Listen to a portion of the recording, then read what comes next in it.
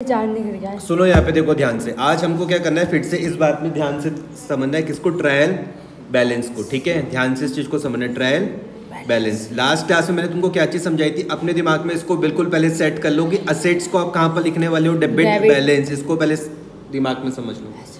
Assets का कौन सा बैलेंस होगा, डेबिट बैलेंस। ड्राइंग्स का कौन सा रहेगा, डेबिट। एक्सपेंसेस और लॉसेस डेबिट। सिंपल है, कुछ नहीं। समझ में आ रहा। असेट्स कहाँ पर, डेबिट पर। ड्राइंग्स कहाँ पर, डेबिट पर। एक्सपेंसेस और लॉसेस कहाँ पर, डेबिट पर। इसी सेम तरीके से लायबिलिटीज पर एल प्लस का रूल लगेगा, क्रेडिट। कैपिटल इंटरनल लायबिलिटी है, क्रेडिट। और आपके पास इनकम और गेन होगा तो क्या होगा, क्रेडिट। सिंपल। अगर ये चीज आपको समझ में आ रही है, आपके पास ट्रायल बैलेंस खुद ब खुद बन जाएगा।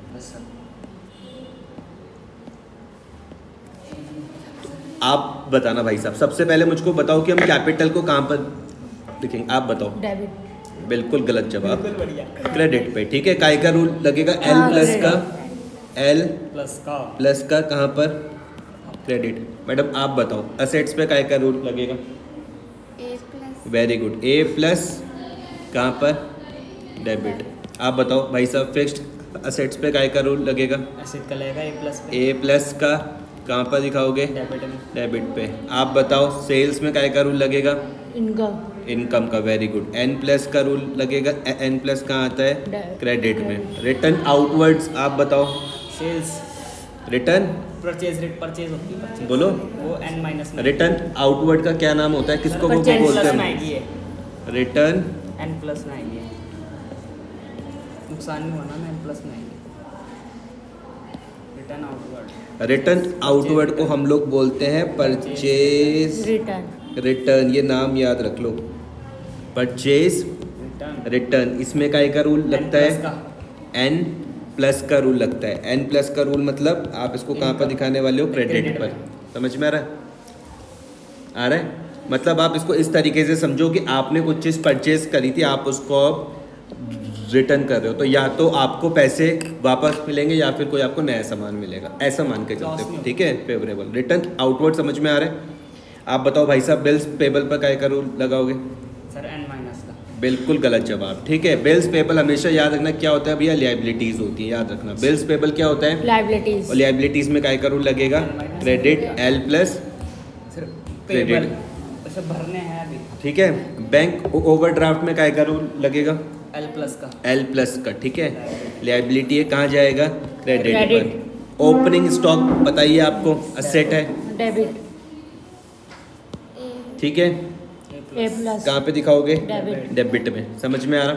मैं आपको बहुत डिटेल में समझाऊंगा ओपनिंग स्टॉक क्लोजिंग स्टॉक की ट्रीटमेंट अलग से। फिलहाल आप यहाँ पे ध्यान दो। क्रेडिटर्स में आप काय का रूल लगाओगे, एल प्लस का, कहाँ पे जाएगा, क्रेडिट में। परचेजेस में काय का रूल लगाओगे, एन माइनस का, कहाँ जाएगा, debit. Debit all expenses and losses. Return inward मतलब था कि मैंने वो सामान बेच दिया, वो वापस आ गया, तो रिटर्न इनवर्ड मतलब होता है सेल्स रिटर्न। सेल्स होगी रिटर्न। समझ में आया? काय का रूल आप इसमें आप लगाओगे, एन माइनस का, और ये कहाँ पर आएगा, डेबिट में आएगा। Wages and salaries, N minus कहाँ पर आएगा, डेबिट में आएगा। बिल्स रिसीवेबल, असेट होता है, याद रखना क्या होता है, असेट। बिल्स रिसीवेबल याद रखना क्या होता है, असेट। कौन सा, करंट असेट्स। ठीक है, कहाँ पर आएगा, रेंट क्या हो जाएगा, एन माइनस का आएगा भैया, डेबिट में। यहाँ तक कोई दिक्कत तो नहीं है? इसको समझ लो। देखो यहाँ पे बच्चे बहुत गलती करते, तुम क्योंकि बच्चे नहीं हो, क्योंकि तुम महान बच्चे हो, तो बिल्कुल तुमको गलती नहीं करनी। याद रखना, जो बिल्स पेबल है भाई, ये क्या है, लायबिलिटी। सुनना ध्यान से, बिल्स पेबल क्या है भैया, लायबिलिटीज। कोई दिक्कत तो नहीं है। जो बिल्स रिसीवेबल है वो क्या है हमारे पास, असेट्स। समझ में आ रहा? अभी भाई साहब ने कहा है कि इसको एक्सप्लेन करके बताओ, तो अभी मैं आपको अपने फ़ोन में दिखाऊंगा, क्या अपने किसका बिल दिखाऊंगा। मैं पोस्टपेड सिम यूज़ करता हूँ। क्या करता हूँ, पोस्टपेड सिम। तो उसका सिंपल सा फंडा है, महीने भर यूज़ करो, महीने के बाद उसमें क्या करो, पेमेंट करो। आपके घर में बिजली आती है, मेरे घर पर भी आती है, हम उस बिजली का बिल पे करते हैं। जब तक हमने उसका बिल पे नहीं करा, क्या है भैया, वो लायबिलिटी। सिंपल सी बात है। समझ में आ रहा? जिस पे बिल में पेबल मतलब अभी आपको पैसा पे करना है, देना है, तो लायबिलिटी है। समझ में आ गया? सेम अगर मुझे किसी बिल में पैसा मिलना होगा तो वो मिलने क्या हो जाएगी, असेट हो जाएगी। इसमें गलती मत करना, ध्यान से इस चीज़ को समझना। समझ में आ रहा? बिल्स पेबल पर गलती मत करना, लायबिलिटी है भाई ये। बिल्स रिसीवेबल पे गलती मत करना, असेट है ये। और दोनों कौन से, ये करंट लायबिलिटी है और करंट ये एसेट्स। आराम से बोलो ना यार, करंट ये क्या है, करंट लायबिलिटी, ये क्या है, करंट असेट। समझ में आ गया? इतनी अगर आप क्लासिफिकेशन अपने आप कर पाए तो ट्रायल बैलेंस मैच करने में कोई दिक्कत नहीं आनी चाहिए। समझ में आ रहा? ठीक आ रहा है या कोई दिक्कत तो नहीं है? चेक करके देखो। आपने कहा भैया क्रेडिटर्स को कहाँ पे, ओ सॉरी कैपिटल को कहाँ पर लिखो, क्रेडिट। 2 लाख रुपए देखो आपको यहाँ पर दिख रहा है, आपके चेहरे पर खुशी आएगी, अच्छा हमने सही करा। आ रहा है समझ में? कैपिटल कहाँ पे लिखा आपने, रूल आपको समझ में आ गया है। डेटर्स ए प्लस का रूल कहाँ पर आएगा, डेबिट में। डेटर्स ए प्लस का रूल कहाँ पर आएगा, डेबिट। कोई दिक्कत परेशानी? फिक्स्ड असेट्स, असेट है 192,000, फिक्स्ड असेट्स है 192,000, कोई दिक्कत नहीं है इसमें। सेल्स में एन प्लस का रूल लगा है, क्रेडिट तो 1,11,000 आपको यहाँ पे क्रेडिट में दिख रहा है, सेल्स में आपको समझ में आ रहा है। रिटर्न आउटवर्ड का मतलब क्या होता है, परचेज रिटर्न। समझ में आ रहा? रिटर्न आउटवर्ड मतलब कि पहले मैंने कुछ सामान परचेस करा होगा, मैं उसको वापस कर रहा हूँ, तो रिटर्न आउटवर्ड कहाँ जाता है, क्रेडिट में। आप बोलोगे भैया क्रेडिट, रिटर्न आउटवर्ड, कोई दिक्कत तो नहीं है इसमें। उसके बाद यहाँ पर क्या था भैया, bills payable liability, L plus का रूल लगेगा 8,000 और एल प्लस कहाँ आता है, क्रेडिट में। तो आपने कहा कि भैया ये भी हमारा बिल्कुल ठीक है। बैंक ओवरड्राफ्ट लायबिलिटी का रूल लगेगा किसका, लायबिलिटी का 11,000, तो आपको ये भी समझ में आया भैया 11,000, यहाँ तक भी कोई दिक्कत नहीं है। उसके बाद आपने कहा opening stock asset 15,000, opening stock 15,000। मैंने आपको फिर कहा मैं आपको ओपनिंग स्टॉक क्लोजिंग स्टॉक को बहुत डिटेल में समझाऊंगा थोड़ा बाद में, अभी इस ट्रायल बैलेंस के बाद, ठीक है? जितना समझा रहा उतना तो पहले ढंग से कर लो, चटक क्यों बनना है। लेकिन क्रेडिटर्स है भैया, लायबिलिटीज 30,000, क्रेडिटर्स कितने, लायबिलिटीज 30,000, एल प्लस का रूल लगेगा कहाँ चल जाएगा, क्रेडिट पर। परचेजेस आपने कहा भैया हमारे पास खर्चा होता है एन माइनस का रूल, डेबिट 70,000, परचेजेस 70,000, कोई दिक्कत तो नहीं है। रिटर्न इनवर्ड मतलब सेल्स रिटर्न, रिटर्न इनवर्ड मतलब सेल्स रिटर्न, एन माइनस का रूल कहाँ जाएगा, डेबिट में। आपने कहा डेबिट, बिल्कुल ठीक है।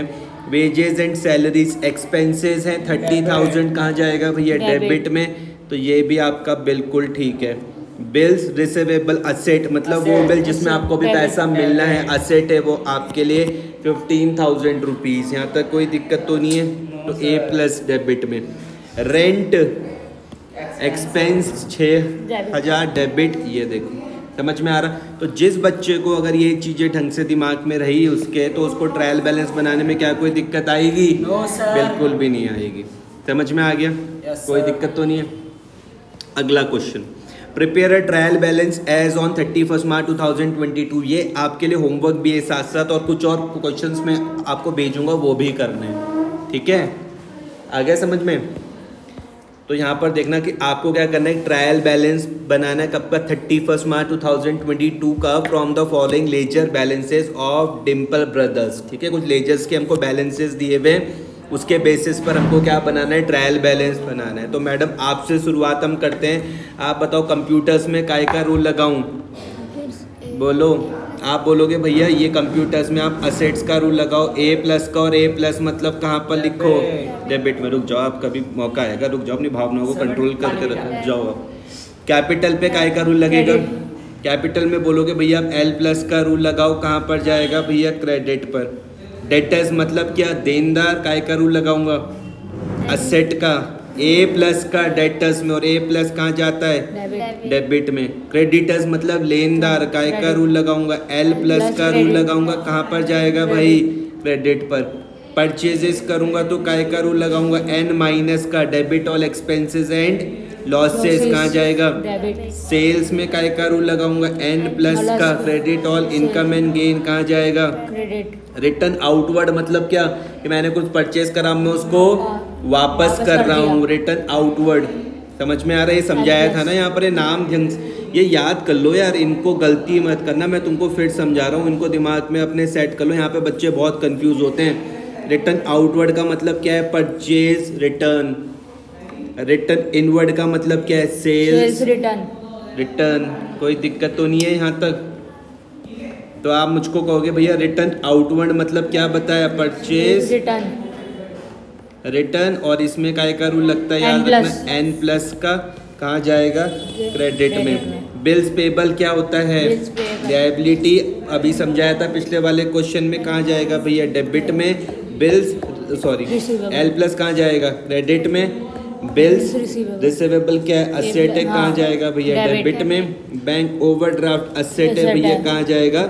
डेबिट में। कैश इन हैंड हमारे पास असेट है, कहाँ जाएगा भैया? डेबिट में। ओपनिंग स्टॉक कहाँ आता है? डेबिट में। सैलरीज एक्सपेंसेस हैं, एन माइनस का रूल लगेगा, कहाँ पर आएगा? डेबिट में। रेंट हमारे पास एन माइनस का रूल लगेगा, कहाँ आएगा? डेबिट में। तो ये इस तरीके से आपका ट्रायल बैलेंस बन जाएगा, कोई दिक्कत नहीं है। ये चीज़ें दिमाग में आपके बहुत सेट होनी चाहिए। तो कंप्यूटर्स कहाँ जाएगा? डेबिट। 246,000 246,000 ये देखो डेबिट, कोई दिक्कत तो नहीं है। कैपिटल एल प्लस का रूल लगाया था, कहाँ जाएगा? क्रेडिट में। डेटर्स में ए प्लस का रूल लगाया था, कहाँ जाएगा? डेबिट। क्रेडिटर्स में एल प्लस का रूल लगाएगा, कहाँ जाएगा? क्रेडिट। परचेजेस में एन माइनस का रूल लगाया। सेल्स में एन प्लस का रूल लगाया। रिटर्न आउटवर्ड मतलब परचेज रिटर्न, कहाँ जाता है? क्रेडिट में। बिल्स पेबल लायबिलिटी होता है क्रेडिट। इंपॉर्टेंट देखो ये है, ध्यान से इस चीज़ को समझना, इंपॉर्टेंट भैया ये है सबसे ज़्यादा, ये सब इम्पॉर्टेंट है, ये आपको पता होना चाहिए, ये सब का सब।